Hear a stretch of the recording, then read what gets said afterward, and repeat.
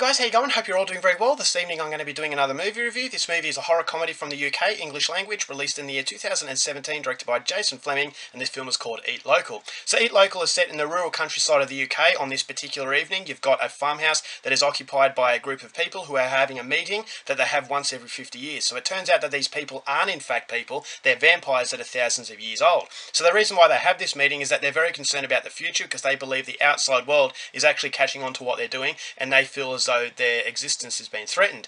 But that is the least of their problems because they actually end up losing one of their own, and so they have to recruit another vampire. And so in order to do this, they get the female good-looking vampire to go out into the city and actually convince a young man to come with her so they can convert him. So this is what happens. The young man actually becomes aware of what's going on, and this is the start of his nightmare. But this is there's going to be more to this story when they realise that they're being stalked by a group of soldiers who want the extermination of these vampires. Now, the commander of these soldiers actually has a hidden motive that actually complicates issues a little bit later in the film that really puts a cat amongst the pigeons. So as these soldiers are laying siege on this farmhouse and the vampires are fighting back, this poor man who's stuck in the middle really has to try and make it out alive. So whether or not he does is something you're going to have to find out for yourself, because that's as far as I'm going with my synopsis.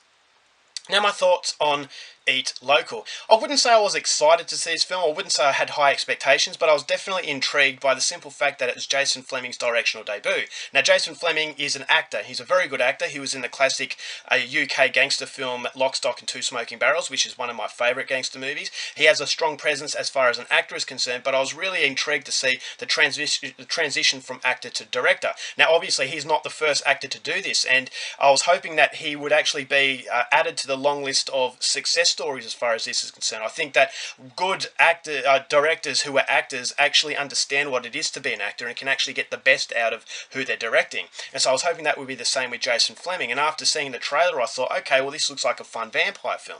And so this movie, the trailer does a very good job at actually enticing the viewer to go and watch it, but unfortunately it also does a very good job at disappointing the viewer after finishing it. I just thought this movie lacked a script, and the script really prevented it from being a horror, and it also prevented it from being a comedy. I thought it was cringeworthingly bad as far as the humour is concerned. It reminded me of a comedian who tries to be funny in a cartoon, and that funniness and the joke and the punchline is met with the sound of crickets. And so you've got that sort of awkward feeling where you think, just stop trying to be funny. And that's exactly how I felt with Eat Local, and that was the biggest disappointment, because I'm such a massive fan of British humour.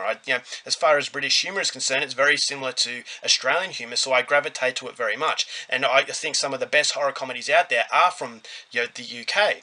And so for that reason, it promised to be another memorable UK horror comedy, but it just doesn't deliver in the comedy. It just makes it very cringeworthy because the script just doesn't allow any of these characters or any of the situations to go anywhere in a very interesting direction. I will say that the further the film goes on, the more entertaining it gets, and the less I hated the film. But I just thought, all right, with a better script and a little bit more experience behind the production of the film, it could have been an absolute classic. But it just stays with a very sour taste in the mouth at the end of the film, and I thought that it should have been a lot better than it was. It's not a terrible film, but it's certainly a movie that will actually disappoint a lot of people. So I will go through the positives first. There is a strong sense of mood to the film. I thought the overall cinematography was very good. I liked the fact that it was set in the evening, and I thought the vampires were fairly vicious. I thought, okay, well, there is a certain level of danger there. This is not a Twilight kind of film where they're spinning the mythology on its ear and it's making fun of it, making a mockery of it. This actually sticks to the mythology of what a vampire is, and so that's something I liked. I also liked the soundtrack. I thought it gave it a certain level of quirkiness, and there's also a lot of references in the film. The references to films that have come before it, which indicates that Jason Fleming is a fan of cinema. And when you've got a fan of cinema, you can get the sense that they love what they're doing. And I thought as though, although this movie is not a great film, it still had a lot of love behind it. It had a lot of care. And so that's something that I can really applaud. And there's enough in this film to suggest that Jason Fleming has a career as a director, and hopefully he goes on to bigger and better things, and he can meet up with a person that can give him a better script.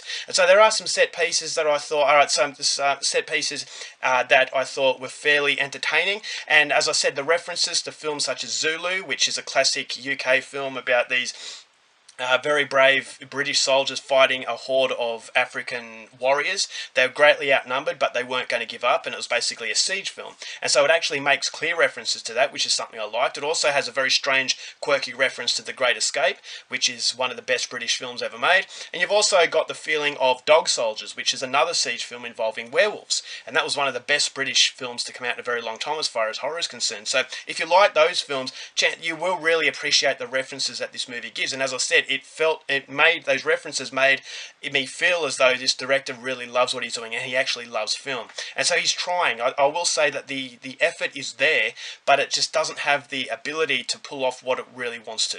And so if you have a horror comedy that doesn't really hit you as far as comedy is concerned, it doesn't really hit you as far as scariness is concerned, it really misses the point. And so I think a lot of people expecting this type of movie will be disappointed, and unfortunately that is the biggest criticism. But you've also got the criticism of the acting as well. You've got some very well-known actors. You've got Mackenzie Crook, who played Gareth off the UK Office. You've got Tony Curran, who's a brilliant Scottish actor. You've also got Dexter Fletcher, who was also on Lock, Stock and Two Smoking Barrels. So actors who actually have a fan base, and so that fan base is going to follow these actors into the film, but the actors just don't have anything. As I said, the script doesn't allow these actors to play characters that actually produce performances that are up to their level. And so I felt as though they were just going through the motions, and I thought maybe these actors are friends of this director, or they owed this director something, because I just didn't think as though this movie was up to that level that these actors really deserved.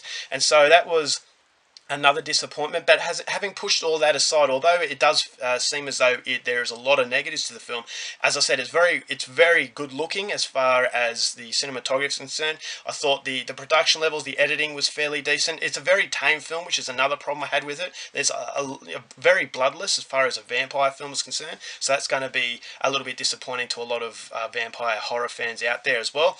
But as I said, the further it goes in, the better it gets, and so I didn't hate it as much as I actually thought I would. So having said that, it's definitely worth one view at least, but as I said, it's just a very disappointing experience that I come away thinking that if it had a better director, better script, it could have actually been another UK horror comedy classic. So overall, I'm only going to give Eat Local 2 stars. Still go out there and see, as I said, there are qualities in there to make it worth a viewing, maybe late on a Friday night. Alright guys, that's it for my review. Hope you enjoyed it. Till next time, keep watching movies, and I'll see you there. Bye.